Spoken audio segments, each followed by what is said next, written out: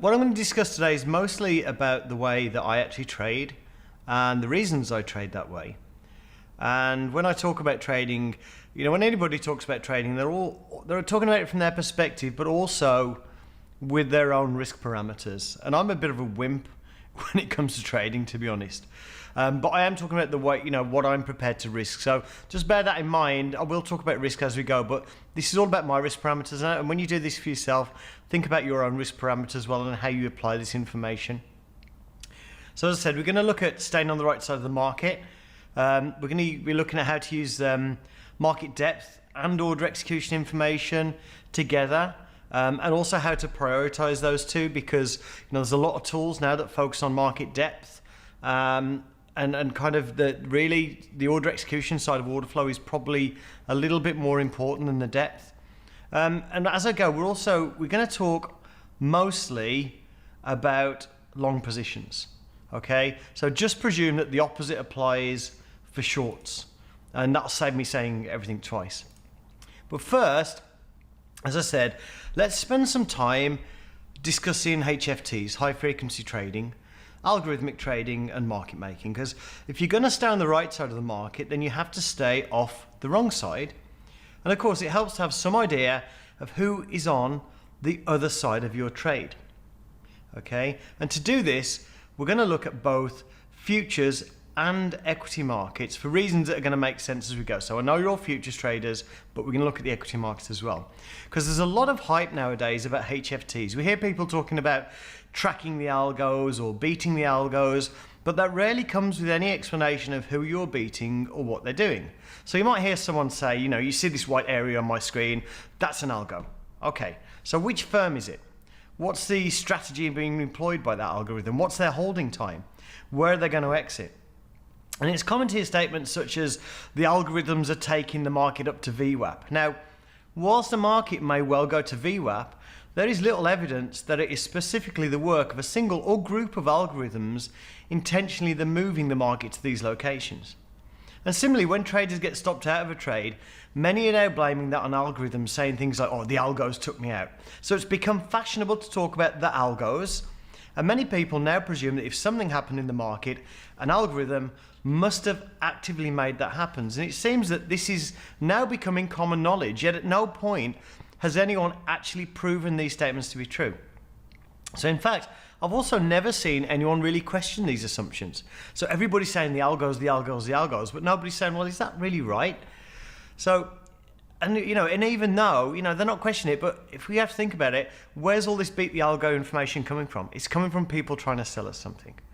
So when I hear this, first thing to mind is how realistic are these assumptions? And if you're like me, you probably want to validate major assumptions about the markets before you change the way you trade to accommodate them. And that's what we're going to do right now. Now, according to this quote here from the Wall Street Journal, the best days for high frequency trading are when the markets are going up and down with high volume.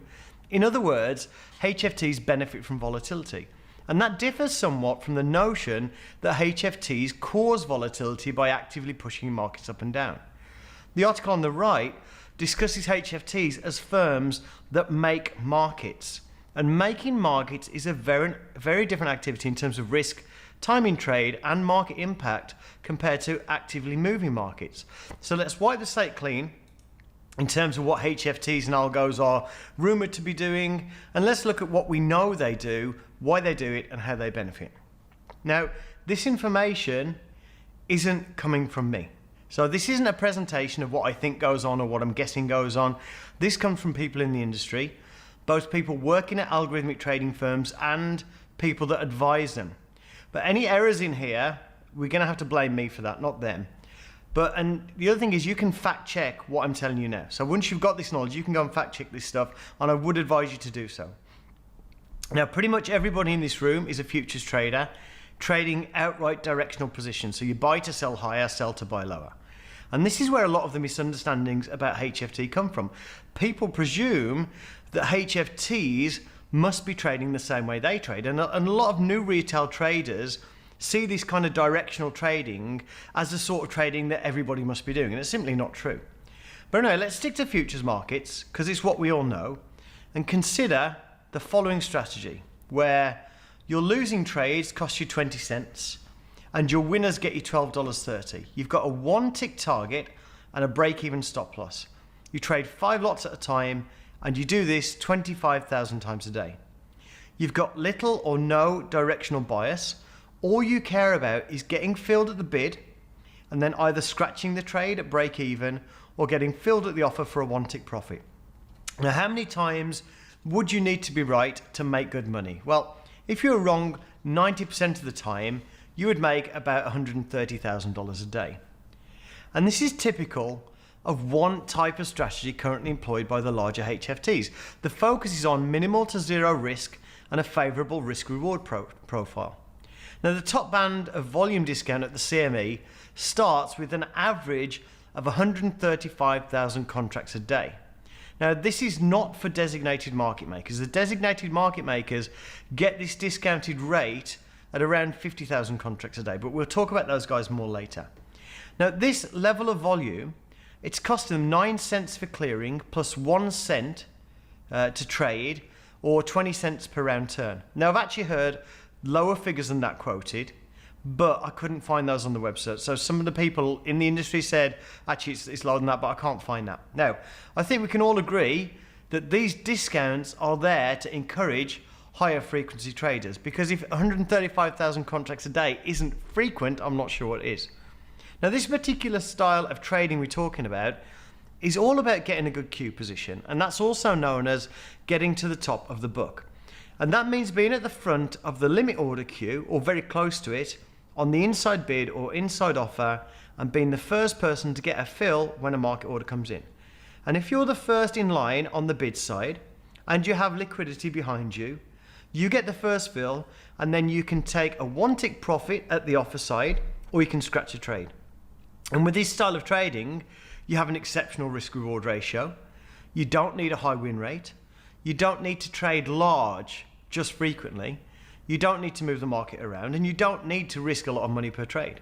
Now, of course, to make this work, you actually need to get filled on the bid and get out of the way before the bid breaks. So you need to sit on a lot of bids. You need to decide when it's best to bid a price, and you need to cancel those bids before you get a fill if you feel the trade looks risky now. If the market's in such a state where you think, I actually don't want to be on the inside bid. Okay, that's important. Please remember that part.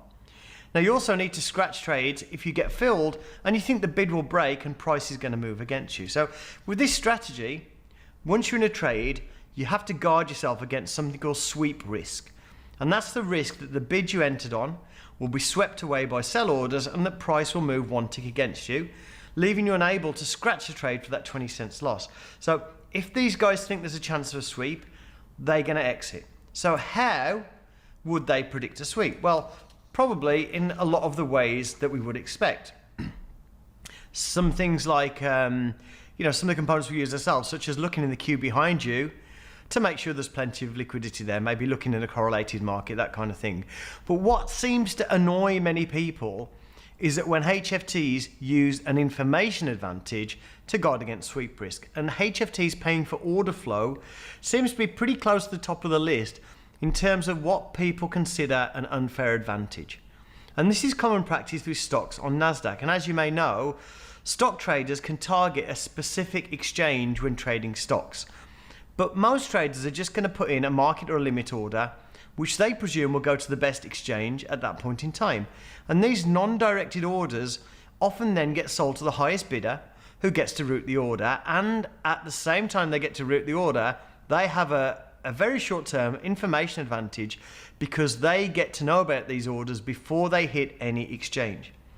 Now, here we can see a report from TD Ameritrade that shows Citadel and Knight Capital as number 2 and 3 buyers of TD Ameritrade order flow. Okay, they're actually number 1 and 2 in terms of market orders. Now, these guys are 2 of the largest players in the HFT space. So 48% of market orders placed on TD Ameritrade get sold to these 2 firms. Now, we can see they're not very bothered about buying limit orders. After all, with this kind of strategy, they want to know about orders that will consume liquidity, not add to it. And the term toxic order flow is a term that refers to order flow that threatens to sweep the bid that the HFT is filled at. And I have no doubt whatsoever that this term, toxic order flow, will become a widely used buzzword in the retail trading industry, and that before long we'll see toxic order flow indicators. But the reality is, all that toxic in order flow represents is that the risk that the market will move one tick in the very short term. It does not mean the market will continue afterwards. So anyway, the upshot is that order flow can be purchased, which means that firms like Citadel, Knight, Jump, Getco, Virtue, etc. may get orders from TD Ameritrade before anyone else, and they can scratch their bids or just cancel their bids or scratch their trade if they feel the order flow is toxic and represent sweep risk. Now, this isn't really front running the market, okay? But it's not a million miles away either, which is why that kind of activity is unpopular. Now, how big are these HFT companies? And this is important because, we hear things like 80% of all trading is algorithmic, okay? Wow, that's a big number, but we don't hear how evenly distributed this is. Okay, so most of the HFT firms are private companies, and they don't have to publish their results in the US, but there's still plenty of information out there. Now, in 2012, the model broke down at Knight Capital due to what they said was a software glitch. Now, this is a firm that in the first half of 2012 was responsible for 11% of all US equity trading, that is a massive amount, massive percentage. And then one day they had a glitch in their software and they lost $172,000 a second for 45 minutes. And this was in 2012 when $172,000 a second was actually a lot of money. Now, considering the overall transaction size per trade is relatively small, this is a massive number of trades being executed. And Knight are actually one of the biggest players, although they weren't so big right after this happened, because this 440 million was very close to their annual profits, I believe. Now, if you look at this article, one of the things, if you can see at the bottom, that's interesting, they say it was down to a bug in their market making software. Not market moving, not directional trading software, but market making software. And as you research this yourself, you're going to see the same thing over and over and over again. It's not about trading directionally at all. Now, there's little benefit in tracking this sort of activity, even if you could. So these small trades aren't moving the market. They're in and out over and over again all day, just chipping away at the market and taking small, relatively risk-free profits over and over again. And with these companies playing around the spread, we should at least be able to admit that when an HFT is bidding the market, they're providing liquidity. And once they're filled at the bid, they're going to offer the market and they'll provide liquidity there too. So we as traders benefit from narrower spreads. The thing is though, unlike designated market makers, HFTs have no obligation to trade. So there is a tendency for them to all disappear at the same once when conditions don't look right for them. Now, we've mentioned market making a number of times. So what exactly is that? Because lots of people talk about market making and, it's like some mystique about what it is. You can make a market without being a market maker or without being a designated market maker. And all that means is putting limit orders into a market is effectively making the market. So HFT's top of the book trading is market making, but these firms are not necessarily designated market makers. So what's the difference between HFT market making and a designated market maker? Well, designated market makers take risk.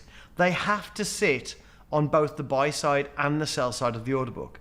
Now, they get fee reductions and credits and other benefits for taking on this role, but they have to take on a lot of risk. And to highlight the risk of being a designated market maker, we can see in the crash of 87, many market makers were effectively bankrupt in one day because they'd been obliged to trade both sides through the crash.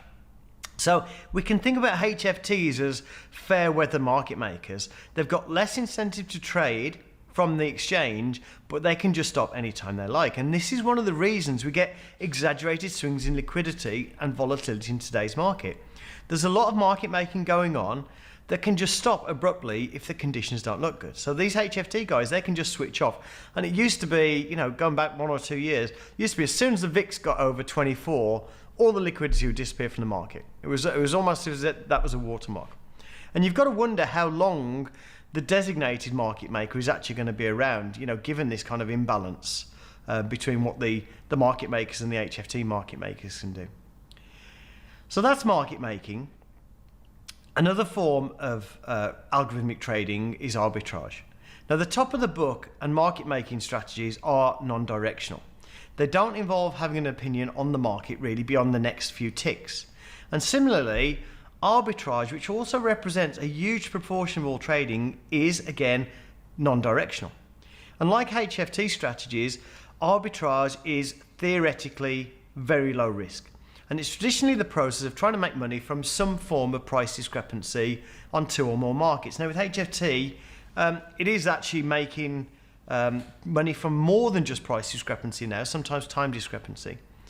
Now, one of the ones that is quite popular that most people know about is index arbitrage, and that's trading an index derivative such as the S&P 500 futures against a basket of stocks. So when the futures and the stocks diverge too much, like if the futures go up and the stocks go down, then an arbitrage opportunity occurs. And in that case, they would sell the futures and buy the stocks. Now, the risk to the trader is that the instruments continue to move apart or to diverge and that they end up with two losing positions, but this is really rare. Now, arbitrage keeps related markets in line. In fact, as competition increases for arbitrage opportunities, the potential reward for arbitrage trades gets smaller and smaller as people, or algorithms, are prepared to step in front of each other and trade a smaller and smaller price discrepancy. Now, with so many arbitrage opportunities and market making opportunities, we might presume that algorithmic trading is evenly distributed across all markets, but this is not the case. Now, rebate trading is a form of arbitrage, and with that, traders get paid a small fee if they put a limit order into the market and it gets filled. Then all they need to do, once they've got filled, they get their fee. They've just got to try and figure out how to get out of that position so they can keep the fee or maybe make a one-tick gain. Now in 2010, if you were around then and if you ever looked at Citigroup, it was a really strange thing. We had a 300 million shares would trade on a good day. The daily range was about 5 or 6 cents. And the trading in Citigroup at that point represented 7% of all US stock trading. Now Citigroup was under $5 a share, and what was happening is HFTs were attacking Citigroup. It was low price, low volatility, low margin. It attracted all these HFTs, and all that happened on Citigroup stock is it just spun around in this very, very tiny range all day, trading millions and millions of shares just to get the rebate. And of course, this activity was not at all appreciated by Citigroup management because it was effectively thickening up the stock, the liquidity, to the point where price movement was impossible. And that activity only stopped when Citigroup did a reverse stock split to increase the price of their stock. And that in turn increased the margin requirements to trade the rebate. So all these millions and millions of shares, it now became a lot more expensive to do that. And that stock split that they did here was done specifically to shake off those HFTs. So again, 7% of all stock trading, just one single stock, okay? Now, if Citigroup got upset about HFTs interfering with their price, then latency arbitrage manages to upset a much, much larger group of people. And this is what the book Flash Boys is all about. It involves a really big infrastructure investment to be the fastest point between two exchanges where the same instrument trades. And that's usually applied to NASDAQ because NASDAQ is a network of exchanges and the same stock can be traded on any of them. So the goal again is to make 1 cent or less in price discrepancy between the price of a stock on two exchanges. And this is another HFT activity that people really aren't comfortable with this because they feel it's very close to front running. And it certainly is risk-free on a per trade basis and is not directional trading. Now there's many other forms of arbitrage and there's plenty of information online about it, but the key is it's non-directional. It doesn't involve benefiting from the move in a market in one direction or needing to push a market around. And there's lots of other types of algorithmic trading because even your platform's automated exit order placement is an algorithm. Even if it's just a little helper program to help you manage your order, that is an algorithm. Now, if most algorithmic trading is a form of arbitrage or market making, it's not particularly harmful or predatory, but that doesn't mean that predatory trading doesn't exist.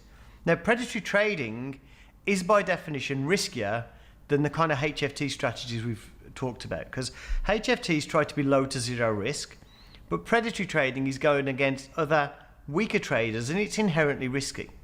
Now, predatory plays are a bit like bluffing in poker. In the example over here, we can see spoof or fake orders on the offer side, and we can see an iceberg on the bid side to absorb all the selling. Now, by definition, a predatory play like this has to be given time to work out. So if you're going to spoof people, or if you're going to fake people into selling a market and then get stuck, you've got to put those fake offers up for a reasonable amount of time. You actually need people to see this, trade against it, get stuck, so you can then force them out of position. So if you were just going to put up these fake orders for a microsecond, nobody would see it and fall for it. Okay, so it takes time. Now, because it takes time, you can't do it as often each day. Now, predatory plays are risky because they involve building a large position and betting against other traders. So any predatory trader could, in theory, be taken out by another larger predator. Now, not only is there a risk of losses, but also there's a risk of a fine or a ban. Although, to be honest, the people who get fined and banned for this always seem to be fairly small. And in this case, a guy called Nitin Gupta was flipping, and basically that's the art of making the market look weak, encouraging people to sell, and then buying the market to drive the market up and stop them out. So how do you avoid being pushed around by a predatory trader? Well, common sense really. Predatory traders are opportunists. They're not daredevils, so they can't stop a one-way move. When a market's heavily directional, they're not going to be in a position to just step in front of that market and push it around. Now, if a market's range-bound or at a technical reversal level, then absolutely that area is a good spot for short-term manipulation. Now, the art of predatory trading is not to push the market around a huge amount, but rather to let other traders do all the work. And that brings us to an extremely important point when considering the validity of any claim that an algorithm is pushing the market around. And that is, how do they get out? Because if you push the market up 5 ticks by buying 2,000 contracts, how can you exit at a profit? If you just sell those 2,000 contracts, the market's going to go back down. It's not like you can put a pin in the market and keep it there while you get out of your position. And that's the key to predatory trading. You need other traders to be there for you to exit at a profit. And the best way for you to do that is to force other traders out of position. So you entice traders to go short while you go long. You give the market a nudge, and when those guys buy to cover, you sell to exit your long position. So your stop orders are where the predators take profits. Now, there is a push to nudge traders out of position, but this is not moving the market tens or hundreds of ticks. It's just enticing other traders into bad trades, so their stops do the most of the moving. So on a market like the S&P 500, you'd be looking for a predatory play to generate something like a 5 or 6 tick move.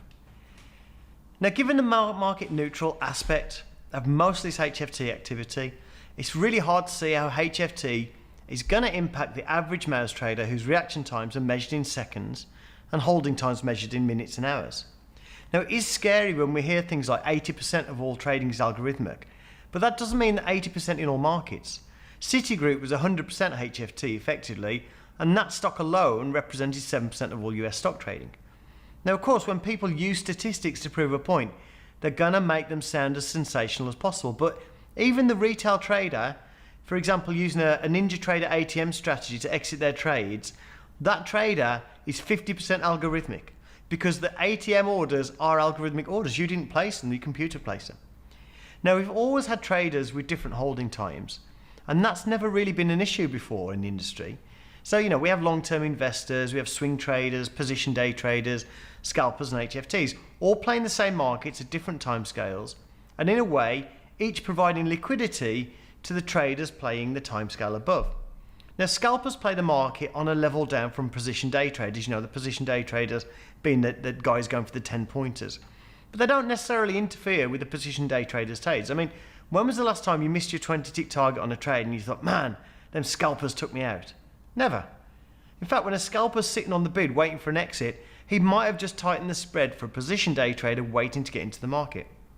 Still, there's a lot of hype in the retail trading industry right now about the algos, and the sales pitch seems to be that Algorithms are responsible for large moves in the markets.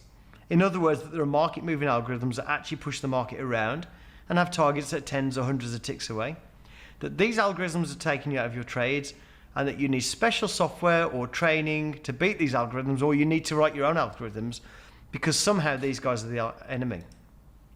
Now, given what we know about arbitrage, we know that market moving algos would need to not only move a single futures market up, but it would actually have to pull up all the related markets too. So pushing up the price of an index future would bring in index arbitrage traders because the futures would go up, the stocks wouldn't, so they would sell the futures and buy the stocks. So whenever you get into that mindset of the algos are doing this, have a think about where their exit would be. How many contracts they'd be holding. If they're pushing the market up 10 points, 20, 30, 40,000 contracts to do that, how are they going to get out of that trade? So predatory traders, they're playing small moves, exit into stops. Unwinding a massive position with nothing to exit into would just cause an equal move in the opposite direction. And the fact is, HFTs, these big firms, they don't need to get into risky positions because they can get into lots and lots of much smaller, low-risk positions through the day. Now, the quote here is from a professional trader that would rather remain nameless, but I think this puts it, this state of affairs better than I ever could. There's a lot of fear-mongering. Now, if you look at the anti-HFT sites like Nanex and to an extent sites like Zero Hedge, we hear that spoofing is at an all-time high. Now, they base that purely on the amount of orders being cancelled, which has risen dramatically. Now, but spoofing is the art of placing orders you didn't intend to fill, usually to dupe other traders into front-running your order. Now, a top-of-the-book HFT strategy will, of course, cancel orders if they think the trade is now too risky. That is not manipulation, and it is not spoofing. Every trader cancels orders if they feel the trade is more risky. Now, of course, it happens more frequently with HFTs because they trade more frequently. So we can now look at the anti-HFT articles in a new light. Was that flash crash caused by HFTs manipulating the market down, or did they just all get out of the way? So many traders have become fearful of these market moving algos. They get so wrapped up in looking for ways to beat them, they don't stop to think about whether they actually exist. And one educator wrote an article recently saying an algorithm spoofed the market down 10 points. And the implication there is that it's possible to make a market move without trading a single contract, that spoofing the order book is enough. Now, that's sure, if traders were dumb enough to consistently jump in front of high bids or high offers, that would work, but the fact is they're not. Another article I read claimed that just before the S&P 500 reversed, a series of 50 one-lot orders would print on the time and sales. And the author's theory was that these 50 orders were a signal to other algorithms to start trading in the opposite direction. So it's like an algorithmic Morse code. So not only do we have algorithms moving the market, they're actually talking to each other through the tape. Now, the author actually seemed like a decent guy, but this does highlight the tendency to see a pattern and jump to a conclusion. It's like believing that Bigfoot exists and then looking for ways to prove it. And much of this fear-mongering exists purely to part you from your money for software or education to solve a problem you really don't have. Now, make no mistake, predatory traders do exist. They always have done. Your stops are going to get run. They always have done. But the main goal of HFTs is to make relatively risk-free money frequently and not to move or predict the markets. Now, markets have always moved around. They did before algorithmic trading ever existed. And the existence of volatility alone is not proof of algorithms moving the market. In fact, volatility increases, mini flash crashes are as likely to be caused by HFTs getting out of the way as them pushing the market. So staying on the right side of the market does not require you to trade up against robots or make decisions in nanoseconds. Day traders are simply trading a level above HFTs and a level below swing traders and institutions. So you can certainly ride on the momentum generated by longer term traders, but there is no upside in trying to beat somebody that is trading for one tick. Because with an HFT, by the time you know they're there, they are most likely already gone. So what does it mean to stay on the right side of the market? Well, my personal focus for getting an entry and staying with a trade is on understanding short-term speculation, where the pain points are, and where short-term speculators might come into the market. Because much of the time, short-term moves are driven by short-term speculation. In other words, there's often not a lot of long-term institutional trading moving the markets. Then there are times when volume spikes, often after news, where we can say that exceptional volume is driving the market one way, and that is most likely institutional volume. So these higher volume, heavily directional periods are theoretically easier to trade, although you sometimes have to sacrifice getting a good entry price by just jumping on board or the move passes you by. Pullback traders like me suffer on these days because there are just no pullbacks. So in other words, it's the time frames above you that set the tone of the market by their participation or equally by their absence. And the average volume speculation driven periods or driven days, they're going to have usually 3 or 4 major intraday swings or short-term trends. And on these days, the right side of the market changes many times as speculators take profits, get stuck, or see profit more likely in the other direction. Now, getting a handle on the flow of orders helps us to understand where speculators are trading right now and where they're getting stuck. And that brings us onto the tools. But I'm going to give you a word of caution. With the advent of these kind of pretty looking order book heat map tools, there is going to be a tendency for you to focus on what is the most visually stimulating. And we shouldn't lose sight of what is important and what activity these charts actually represent. So for a start, we need to carefully consider how much weight we give to the market depth information, which after all is much prettier, and the actual order executions and what they might say about traders' positions. Because the depth, the market depth, it's intent, or at best, what they might do, and the order executions tell us where people actually traded and what the impact was.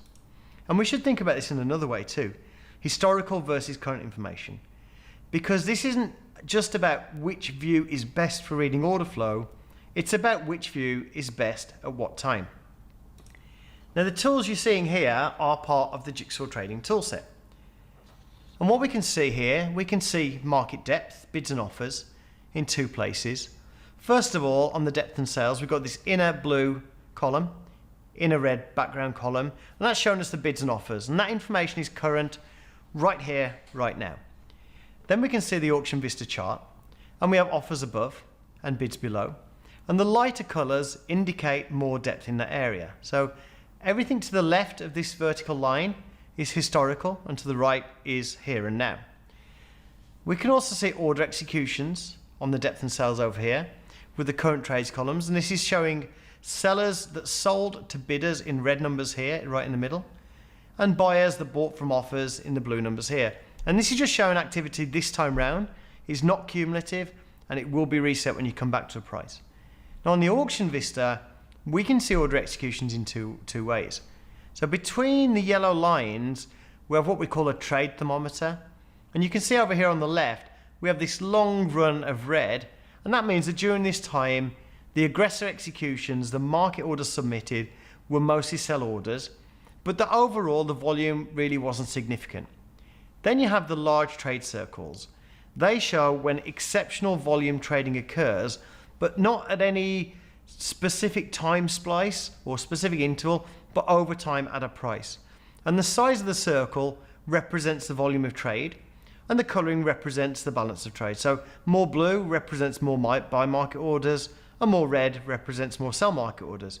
And we can see these circles develop in real time and move to the left as they build. As soon as that exceptional size is detected, the circle will start building, and as long as we're trading there, it'll just get bigger and bigger and show us a balance of trade. Now many traders will be more attracted to the charts and feel put off because of the numbers on the depth and sales. Well, the depth and sales is all about current information, but surprisingly, it's not really all about the numbers. It's about the pace of the market, the way it speeds up and down, prices that are sticky and prices we can't hold for a second. And of course, it's also about how much volume it takes to get through prices, but mostly it's about movement. And we still recommend people new to order flow start off with drills on the depth and sales here so they get like a raw, unfiltered, organic feel for the order flow. And people benefit from seeing common order flow events playing out here first, so that when they come over and look at the chart, they've got a really good understanding what this visual representation is really telling them. Now I still use the depth and sales for right here, right now, refine and entry analysis, but this history has given me a valuable overview. I'm going to walk you through a few slides now so you can get a feel for what the history brings to the table and how you could incorporate it. Now first of all, we know that some market depth is real and some is fake. Sometimes the market depth reacts to price approaching it, sometimes price reacts to the market depth. So in this case, the market depth was real. So we'd actually been up to 30.61 on this day, down to 30.46, and this is retracement back up to 30.57. Now at this point, as the market's retracing back up, you're probably either looking for a fake breakout, head fake, double top, or to get short on a failed retracement. So for me, I'm thinking this market's already done its reversal. Now I'm looking for an entry. Now on the way up here, we can see exceptional depth above us, and at each price, we actually traded that depth, and the offers actually stayed firm as we traded through them. And we can tell that because it took exceptional volume to trade through exceptional depth, because we got the circles. Now trading wasn't balanced on the way up. If we look at the aggressor side, the market orders, they were predominantly buyers, and that is normal on the way up. In any move up, normally expecting an imbalance of around 1.5 to 2 times buyers to sellers with price progression. Okay, when you don't get the price progression, that's a heads up. So buyers were in the majority on the market order side. Sellers were quite happy to progressively absorb more and more of that buying as we moved up. Now, as we got to the top, the imbalance was actually much larger than 2 to 1 as we reached this turning point. And there's a noted lack of aggressive sellers. And there's a reason for that. There's no need for smart sellers to be selling at the market if they're going to be absorbing this buying. Okay, so the smart sellers are just saying, okay, we'll sell you some contracts, we'll sell you some contracts. They don't need to put sell orders, market orders in at this point. Now, as the market rolled over, we can see that moderately high offers followed the market down. And this is very typical of market maker activity, looking to pick off traders that take trades against the trend. So where do you actually enter a trade here? Well, first of all, you always have to have context. And in this case, we're in a pullback in a move down. So that's good context. If you didn't have that context, you sit on your hands. Now, you could enter when you see these high offers, but what you'll find is if you just enter because of big offers, bids and offers, it's going to be very hit and miss, even if you are in a potentially new downtrend. And it's extremely rare for me to make a decision to enter a trade because of high bids or offers. It's useful information, it's just not enough on its own. So selling in front of large offers or buying in front of large bids is going to be a net losing strategy. Now, where I am more likely to enter is where the stuck buyers look to be getting stopped out. So we can see that the buyer absorption started really around 30.53 up to 30.57. And that means we have a cluster of short-term long positions there. Now, not every trade on the way up is going to be people entering long directional positions, but on balance, there will be more new long positions here because we traded more volume here. And when we break this area to the downside, some of these trades will unwind and help us on the move down. And that is the point at which I'm personally looking for refinement over here on the depth and sales. So I'm watching the market tick up and down. I'm looking for the ticks up to weak and short-lived. I'm looking for the market to start driving down into those stops, looking for signs of downside momentum to build. Now we can see that to an extent over here where we've got the majority red on the trade thermometer, but it is actually much easier to read watching the ticks up and ticks down on the depths and sales. So a lot of people say to me, well, Pete, what's a signal to sell on Auction Vista? Now, it's a fair question. It's nuanced. It depends on your risk tolerance. But there are 4 distinct phases. The first one is you see the depth above you. That could be resistance. It could equally be fake. What it does mean is absolutely an area of interest. We then trade into that depth, and the depth remains. It doesn't pull out of the way. The depth is real.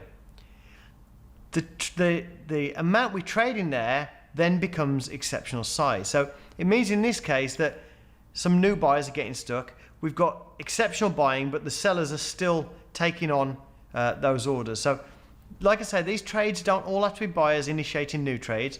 Some could be exit orders, some could be spread trades, but on balance, there's going to be a good enough proportion of new positions here to help us when they stop out. So seeing the size trade is another heads up.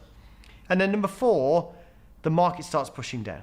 That's your last signal, effectively, pushing those new speculative buyers out.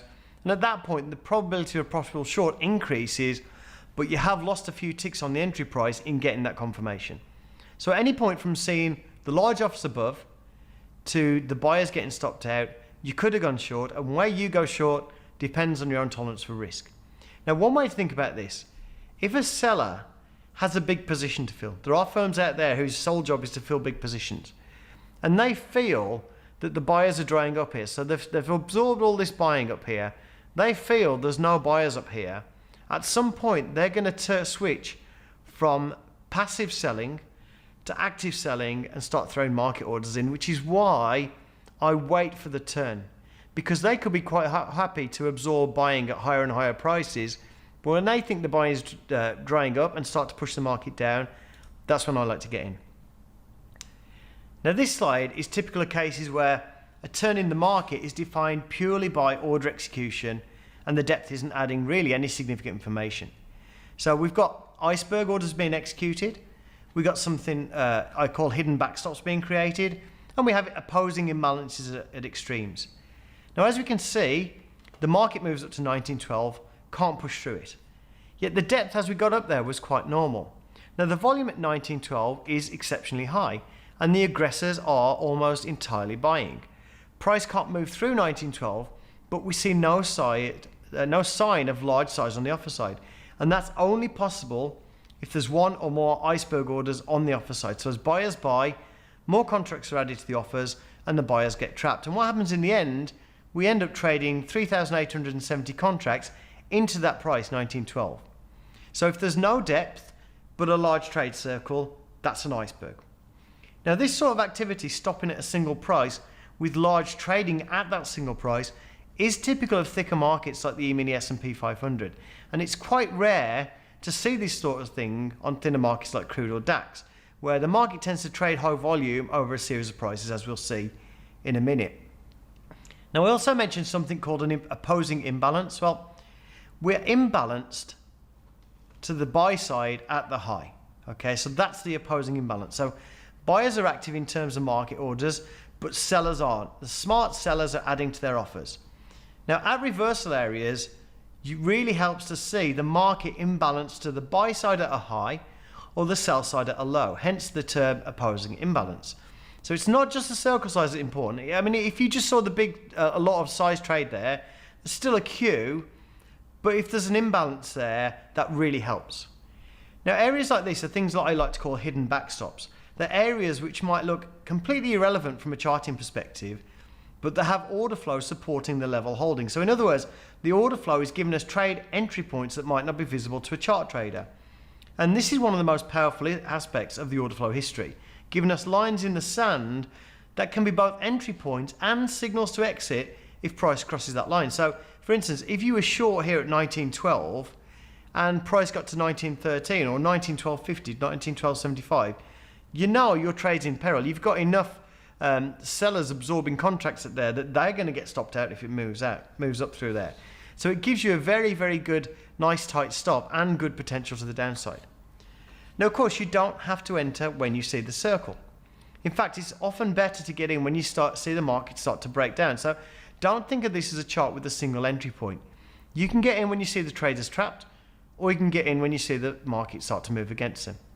And sometimes there's as much information in what you can see as what you can't. So for example, we can't see excessive offers at the high, but we knew they were there and trying to hide because we saw excessive buying.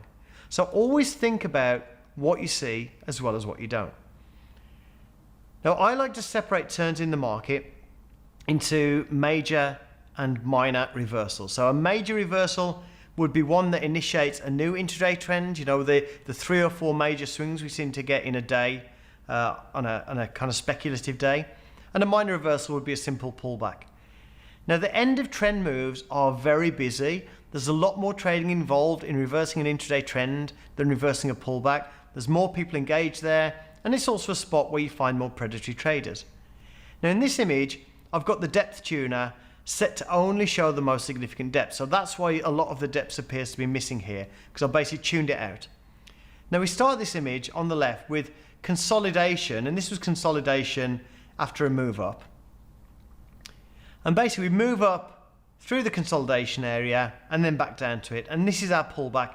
And it is a very typical pullback. And we can say a few things about the end of a pullback. It often tests the high of the prior consolidation area or high volume area. Sometimes an iceberg order will stop it as bidders step in and absorb the light selling, but a lot of the time you simply run out of momentum and sellers stop engaging. And this sort of turn is defined mostly by a lack of activity. So we don't see much. And this lack of activity is as easy to read on the depth and sales over here as it is on the chart. Sometimes you just go back to a price, a couple of times, nothing really trades, okay? Now as we move to the top, the full reversal, we can see a lot more activity. So we can see an area, absolutely this white area here, of high liquidity above us as price moves up. We can see it's taking progressively more and more contracts to move up through prices. And this is very typical of a thinner market like crude or DAX, to see the market thicken up over a series of prices prior to reversal. And once again, we end up with a very large circle where aggressors are mostly buying, and after just another tick up, the market falls away. Now in terms of an entry, entering on that high volume circle with the backup of the depth above is absolutely a place you could enter the market, but in my opinion, it's still a risky trade. So my preference is to actually let the market break down, see some downside momentum, or even wait for a weak pullback. And again, the cost of the confirmation is you give up a few ticks on the entry price, and it just all comes down to your own appetite for risk. Now, many times the market depth is really, really irrelevant. It's not a big part of the story. And in this image, we can see just one price with significant depth, or it's definitely not the highest amount of depth. And we actually traded through that before an iceberg order held a few ticks down. And once again, we've got the opposing imbalance, aggressive sellers at a low, and we know it's an iceberg because the depth there was insignificant, yet a large amount of size traded. And for this to happen, bidders must have added contracts as we traded there. But for the rest of the time on this chart, the depth is completely insignificant. Now we can see a hidden backstop created by the trap sellers over here, and the lack of selling interest when we came back to that low. And that lack of interest, again, would easily be visible on the depth and sales as the history chart. And many times you're going to see the market eat through areas of high liquidity, and sometimes that liquidity is just one half an arbitrage strategy. So it's got no real bearing on direction. So this liquidity here could have been half of a calendar spread, okay?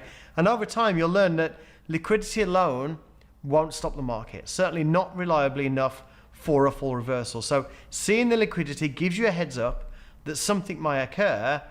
It's a good heads up, but it's just that. How the market reacts, where size trades, is more important than the market depth. Now, not every trade will follow through. So let's look at how we can handle scenarios where we may have gotten into a trade that then moves against us. What is it we can see that gives us a heads up? So in this case, we can see the market is coming down towards an area of high buy-side liquidity here. 30.35 is a point of control, and we can see large bids below that, which is actually quite normal. Now the market is in an overall down move, so any long trade is going to be against the overall trend. Now as price drops, we do see that depth is added to the bids, and we get to 30.35, we see exceptional selling there. We do see some of the bidders pull their orders here, but bear in mind there's a lot of participants, and there can always be a mix of spoof and real orders at any level. So don't think these high bids as all belonging to the same participant. We get this first large red circle that eats most of the liquidity at 30.35, but each time we come back to 30.35, we see exceptional size trade.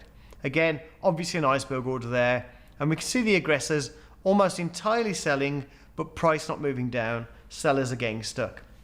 We end up taking 6 attempts at selling through 30.35, and then we move up, but just 5 or 6 ticks.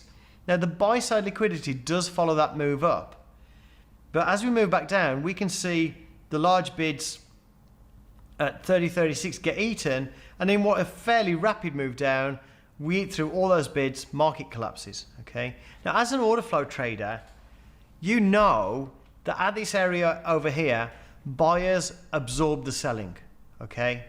And those buyers are in peril if we move back down to this area. So if you'd played the reversal here and taken a long, then seeing the momentum back to your entry price should have been your cue to get out. And we can see over here, we look at the size of the trades as we get down to 36 and 37. This is crude. 68 contract trade, 160 contract trade, 36, 37. We've got some size coming in. Now this area here, if you hadn't taken the long trade, this area here is also a potential entry point, because there's plenty of short-term traders that trade momentum into stops. They are very fast trades, you're right or wrong very quickly, but that is a very common trade. Now the trade that most traders aren't looking for is up here, the weak pullback into the area where high volume trade is. So we can see high volume traded very quickly, all those bids got taken out, and then you've got a pullback into that high volume area. So buyers are holding off. We're going to see as we get up there, buyers are holding off. There's no real size. Look at, we just got one price where we've got 38 contracts. There's no real size on the way back. And again, looking for an entry here, that's one of the trades I like to take. Basically, look at where the volume traded, weak pullback into it, then take a trade. One of the easiest trades to take. So once again, we have a potential entry point here, but it's more because of lack of activity than large size trading. So my experience is the easiest trades to manage are those where you pull back to an area of higher volume and at the same time you see an extremely weak counter trend momentum. Now don't worry about learning all these things at once. As you get more experience, these things are going to come to you, but just bear in mind that lack of activity is often going to have as much meaning as lots of activity. Now, this is a bit of a busy slide, but we mentioned earlier that context matters. So let's take a step back and look at how this fits into the big picture, okay? And how we can use this information along other actionable market information, how we can use this to confirm trades and give us additional entry points that might not be on a chart. So in this market, what we've done, we're looking at a full reversal on the ES, okay? So the market's put up a 15-point move with actually decent volume. We can see volume recovered here.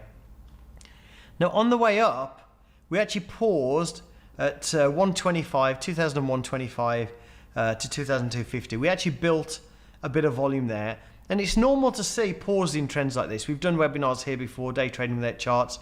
Market likes to move up, build volume, move up, build volume, and these volume areas should hold on a retest or the trend is in peril. Now we see some large size traded here, but we never moved against that size. So in effect, what we've done, we've traded around volume, not back through it. And from a value trader's perspective, value traders say, well, we're finding value here temporarily.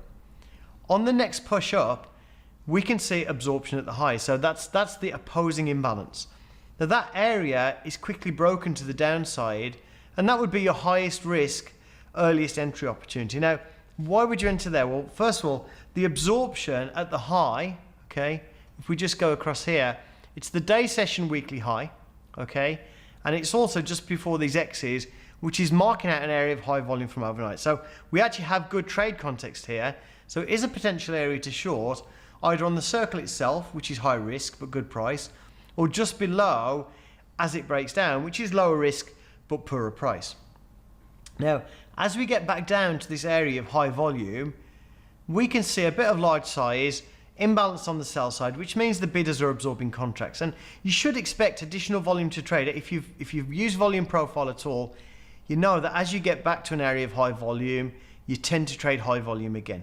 Okay, so as we got back to there, we got a little bit of higher volume, and looking for this area to break would have been your next opportunity to enter. Now we do break down to an area of high volume, and we can see the Dow, the Nasdaq moving off their highs, the NYSE tick starting to show signs of a stock market sell-off.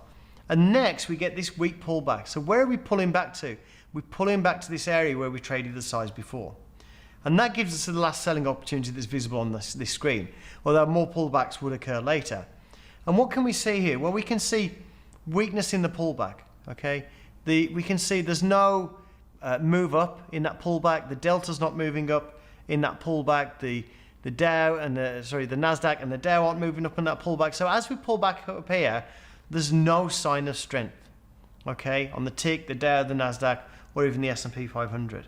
So we've got context, we've got other markets confirming, and we've got order flow all coming together to help us gauge the pressures of the downside. Let's move up. So right now would be a good time to key in any questions. So what we've seen is the Auction Vista historical order flow view, And it's more than just a pretty user interface. It gives us additional actionable information we can use in trading, and it helps us to understand when traders are getting caught offside, and gives us additional prices that become potential entry and stop out points based on areas with concentrations of positions. Now, when you read order flow, you need to think in terms of how the market's playing out over time. Don't just look for, it's not like a moving average crossover, right? Where you get a buy or a sell signal that just occurs in one particular moment of time. Okay, it's a story playing out over time. It's where are people getting stuck, where are people going to get pushed out of position, and context is important too, as is the type of move you're trying to capitalize on. So the end of a pullback is often characterized by a lack of activity, but the end of a trend is usually characterized by a sequence of events, any of which could be your cue to enter the market depending on your tolerance for risk. Now, the market depth information is a great heads up, but trading against large depth on its own is a net losing strategy, partly because that's exactly how predatory traders try and catch you out. So, but by all means, try it on sim, fading large offers and fading large bids. The order book gives us a good heads up, but don't take it too seriously in terms of giving specific signals in its own right. Now, order flow doesn't replace good context, because context gives other speculators a reason to trade too, and you want to be getting in at when or before other traders are starting to change direction, because you won't get very far in trading if you're the only person trading in a specific direction, and that's what the context gives you. Now, the order flow does provide additional context.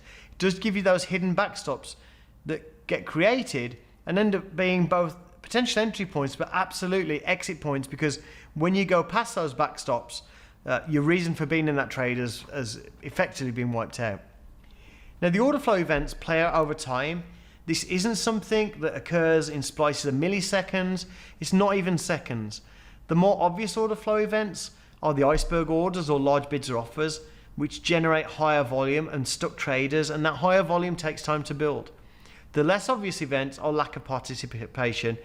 It is going to take you a little more time to learn to read that, but you have to focus on that as well. Now, algorithmic trades will, of course, be amongst all the other trades reported and all the other trades that you're seeing, but ultimately it's the sum of all trading that sets market direction. It's the time frames above you, not the ones below you, that have the most impact. Now, if buyers overwhelm sellers, the market's going to go up, and when it no longer does, the sellers get trapped, also the buyers get trapped, and the market reverses. And that's a cycle that repeats itself over and over again. As for the algorithms, well, the professional discretionary traders I talk to are actually enjoying the current market conditions, although we could probably have it this week as an exception to that. And a lot of people I talk to are saying that we're now experiencing some of the best trading conditions in many years. So I wouldn't worry too much about the algorithms. Anyway, at that, I would like to thank you for listening. And now it's probably a good time to go over any questions you have. And Eddie, are you still awake?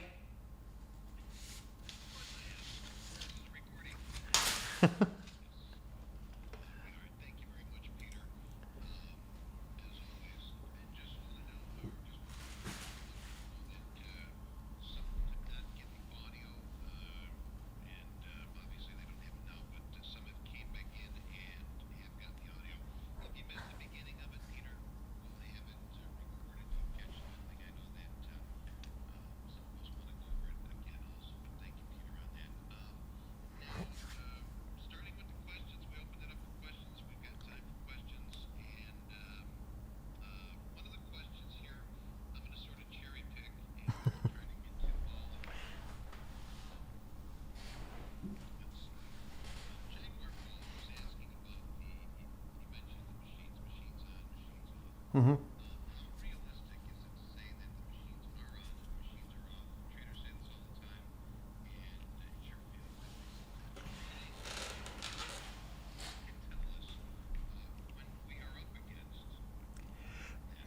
Basically, it's the bids and offers. It's the amount of liquidity in the market. Basically, we have things like risk on and risk off, which is kind of slightly different from algos on and algos off. But basically, it's all about liquidity. If there's a lot of liquidity in the market, it means the HFTs are on. They're playing the order book. When the VIX goes up, they tend to get out of the way. So, if you look at things like when we had all that stuff about the Ukraine going on, when there's a lot of extra news risk, times like that they'll pull out of the way. When the VIX starts to spike, the market gets really skitty. They just turn off. And you can just see it in the order book. You look at the order book one day, there's 500 contracts that are level. You go in the next day, there's 100 contracts level. Then there's a lack of liquidity. And that's the biggest impact, really, to the retail trader is lack of activity, lack of liquidity. And that's the thing that's going to catch you out, because basically you're going to need to widen your stops. You're going to be looking at potentially having slippage on markets that you don't usually get slippage. So really, it's just the bids and offers, just the market depth. That's what I'll use.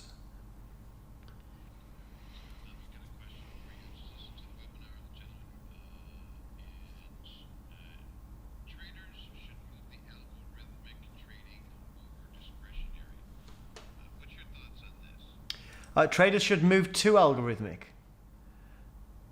Is that? I will tell you this. I have never met a single retail trader that is making money from algorithmic trading. I know guys who I know guys who run quant firms, actually. A lot of it's spread trade. A lot of the algorithmic trading out there, everybody looks at it from their perspective. Everybody's trying to trade directionally. For some reason, they think that algorithmic trading is directional. Okay, so if you're trading spreads, if you're trading that kind of, some kind of spread, some kind of arbitrage, absolutely make it algorithmic. But I've literally never met a single directional day trader trading outright unhedged positions that does it algorithmically profitably. I've literally never met a single one. And I know thousands of traders. So I would say I don't agree. I think it's a good time to be a discretionary trader.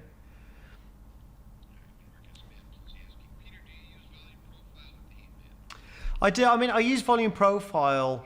I use volume profile to see where positions are, and I've always used volume profile. And we did a webinar in here a while back called Day Trading Without Charts.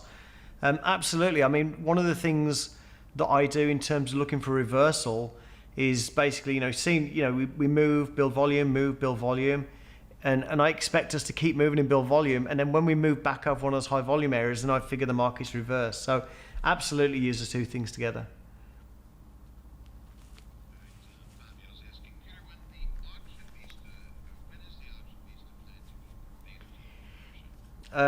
When I stop killing programmers. It should be 4 or 5 weeks. We've got one release coming out in the next few days or next week where we're going to put the ability to trade off the charts. And then once we've got that, then we're going to put all the setting screens together. So basically, the reason it's in beta is because we're adding features and we don't have things like the setting screens for it to set the colors. So a lot of the colors are hard-coded.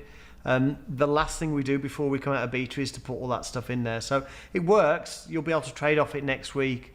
So it's as good as live, but we can't call it live because of the setting screens.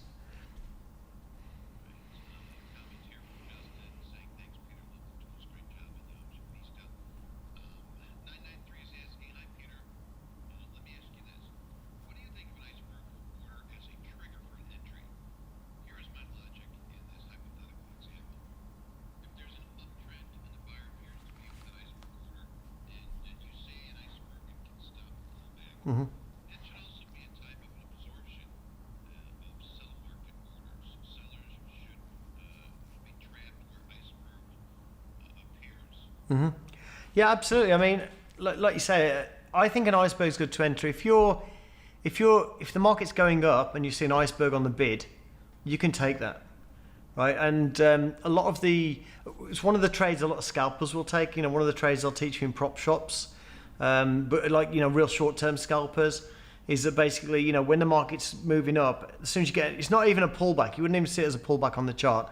But just when the market's putting a momentum move, if you get an iceberg there, you just join it basically. So absolutely. Question from Stanley saying what are the best four settings based on the Okay, well, I like to have the. Let's go back and look at it. Okay, so interval I like to set to 1 at the start of the day. As the day progresses, I only trade like the morning session, but as the day progresses, I just click that up so I can see more history on my chart. Interval width I set to 2, just that's why I like it. Circle tuner, if you're on crude oil, 2 or 3. If you're on the ES, 1 or 2. And the depth tuner, I like it at 1 because I think it looks pretty. But really, the settings, this isn't something where if you have one set of settings, you'll see it, and if you have a different set of settings, you won't. The interval, basically, I'll just move it up to scrunch it together a bit so I can see more information. Next question. There's a continuation. Maybe you can add to this. 993 was asking, talking about the icebergs. Since it is an uptrend, icebergs should be backed by other buyers, and those absorb sellers should mean there's no resistance to the upside. What do you think of 993's theory? Well, what you got to be careful of, right, is I used to know a dearly departed friend, actually. He used to be a runner for Peter Stiedelmeier way back in the day. And I used to say to him, I say, you know, I see this must be this really dumb rich person on the ES, because, like, I see the market going up and there's an iceberg order on the sell side, 3,000 contracts trade, goes straight through it, moves up 5 or 6 ticks, another iceberg on the sell side, goes straight through it. And I'm like, what is this guy doing? I mean, why do they keep giving him money to trade? And it's like, it's what I've been telling you today, right? This is the guy that told me. He said, Pete, you've got to stop thinking about directional trading. He said, what you're most likely seeing there is 1/2 of a statistical arbitrage trade, right? He says, they're not trading direction. The reason they're putting those 3,000 contracts in, they just want to get filled. So sometimes when you see the icebergs, it's just stat arb. So they're not going to get stopped out because, you know, they're selling the futures and buying the stocks. And when they've come back together, they're going to exit the position. But they're not really. There's no sense of being trapped because they're playing the relationship and not the stock. And it's similar actually with whether on the buy side or the sell side, it could be stat arb. So, you know, my theory is if it's an iceberg on the bid side, I'll go with it because even if it's stat arb, I'm still on the right side of the market. If it's on the sell side, I mean, if you see an iceberg on the sell side and you see like 3,000 contracts trade, but then the offer comes down to like, you know, the offer's at like 1,000, then it comes down 5, 4, 3, 2, and you see the offers almost out of offers on the sell side, yeah, hit into that. Because basically, yeah, somebody has absorbed it, but as they're, you know, if they stop absorbing and the selling and the buying carries on, then that's a go with trade for sure. But generally speaking, I won't go with an iceberg on the offer side in an uptrend. But you could watch that, find that it works, and then know something I don't know about the markets. So certainly don't take it from me that you shouldn't do it. He's got a question. When you built your large trades, you reconstructed the tape on the ES. What do you use to cut off as in the number of contracts? 50 or 100 right now. And for block trades right now, I know some people use 250. I'm still using like 500-600 for block trades. Peter, now, I know that some were not able to hear the audio. You said you were recording this, correct? Absolutely. Well, I've recorded it. I've just got to look at the recording to make sure it all looks okay. But it's still ticking along there, Eddie. So yeah, there will be recording. It'll probably be up in a couple of hours, actually. Yeah, I'll put the YouTube channel up as well. Oh, jeez. See, I'm not always prepared, Eddie. All right. There's yeah, it'll be on this YouTube channel. There you go. It's posted in the room. Give me a couple of hours, depending on how my PC churns through the video. Should be up there.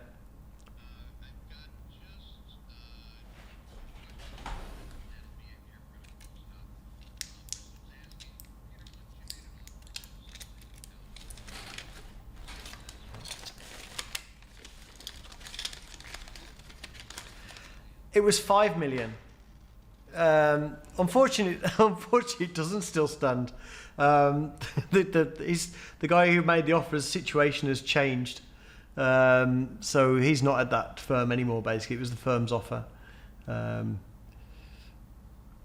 got a question here.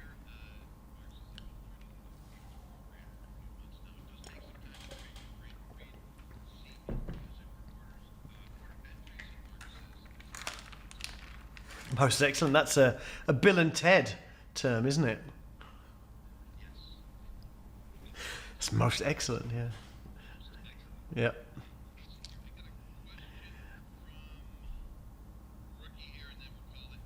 What's the best way to work out the best parameters for divergence, iceberg, and large quantity alerts on the subroutine? I guess they differ from market to market. They do, basically. Honestly, the easiest way to do it is you set low numbers, and if you get too many alerts, put them up. I know it sounds stupid, it sounds like curve fitting, but at the end of the day, you are looking for the outliers. So like, a divergence alert. A divergence alert is basically when we trade more on the buy side, but the market ticks down. On the S&P 500, you're looking at 1,500 before really that's of any significance. If you do it when there's 20 contracts traded, it doesn't make a lot of sense. You want to see some size, and you want to see it kind of get rejected. So it sounds a bit like curve fitting when I say that, but like it's the easiest way to do it. Just like try small numbers and put them up when you get too many signals. Last comment here, Batman saying, digging the heat, man. Thank you, digging. That's back from the 70s, that isn't it? Digging. But Peter, I'd like to say thank you very much for being with us here. Once again, Peter's website, www.jigsawtrading.com. Peter's on with us every Tuesday and Thursday around 9:35 Central Time, and each and every day sharing this blog with us, the pre-market prep with ES. You hear early and Oh. get that blog. But otherwise, Peter, I know it's probably 5 o'clock in the morning. It's 1:20. Well, your clock goes backwards on the. Yep. Let's stay on. Anyway, Peter, get some sleep. We appreciate you being with us here. And once again, there's the link, www.jigsawtrading.com. And if you can, join us during the week, Tuesdays and Thursdays. Peter, what are we? Thank you, Eddie, and thanks all for popping in. Any closing comments here? Any reflections? Yeah, just go to the website. There's a try buy link. If you get the way we do it, basically, if you buy the tools, you don't like them for any reason, just ask for your money back. You don't have to tell us why. You don't have to, jump through hoops. Order flow is not for everybody, so we like people to give the tools a try. And if they find order flow is not for them, that's fine with us.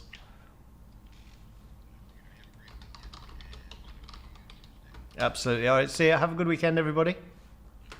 Bye.